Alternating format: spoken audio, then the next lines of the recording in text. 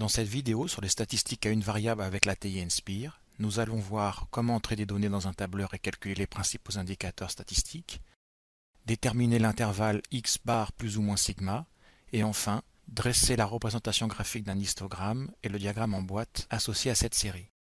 On va créer un nouveau classeur. Ici, on choisit de ne pas enregistrer le classeur précédemment ouvert, et on ajoute une page de tableur. On entre maintenant les données dans les colonnes. Tout d'abord, les notes dans la colonne A et les effectifs dans la colonne B. On va nommer ces séries, XI pour les notes et NI pour les effectifs, dans la première cellule de chaque colonne réservée à cet usage. Pour obtenir les indicateurs statistiques, on appuie sur Menu, Statistiques, puis Calcul statistique et Statistique à une variable. La boîte de dialogue qui s'affiche nous demande le nombre de listes contenant les valeurs du caractère. Ici, il n'y en a qu'une, les effectifs n'étant pas des valeurs du caractère. Liste des X1 correspondent aux valeurs du caractère, ici la liste nommée XI, et ici il y a une liste des fréquences qu'on a appelée NI. Notre TI Nspire nous propose d'afficher les résultats dans la colonne C, ce qui nous convient. On peut visualiser maintenant les principaux indicateurs de la série statistique. On peut récupérer les principaux indicateurs, par exemple en insérant une page de calcul, en appuyant sur CTRL-DOC.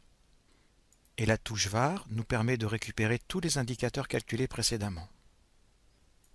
N, par exemple, correspond à l'effectif total. En rappuyant sur VAR, on récupère la moyenne X bar, puis l'écart type sigma X.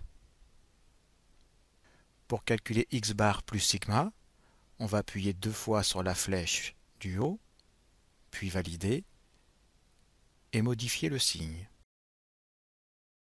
Pour les différentes représentations graphiques, insérons une page en appuyant sur CTRL-DOC et choisir Ajouter données statistiques. En abscisse, on va représenter la série XI et en faisant un clic droit sur le nuage de points, le clic droit est obtenu en faisant CTRL menu, on choisit histogramme. Par défaut, chaque valeur du caractère est associée à un effectif de 1. On va donc indiquer qu'il faut utiliser les NI comme effectif en faisant un clic droit à gauche de l'axe des ordonnées et choisir Ajouter Y à la liste récapitulative et choisir comme liste NI. Pour le diagramme en boîte ou boîte à moustache, on refait un clic droit sur les histogrammes et on choisit boîte à moustache. En survolant le diagramme en boîte à l'aide du touchpad, on peut lire les différents indicateurs minimum, premier quartile, médiane, troisième quartile et maximum.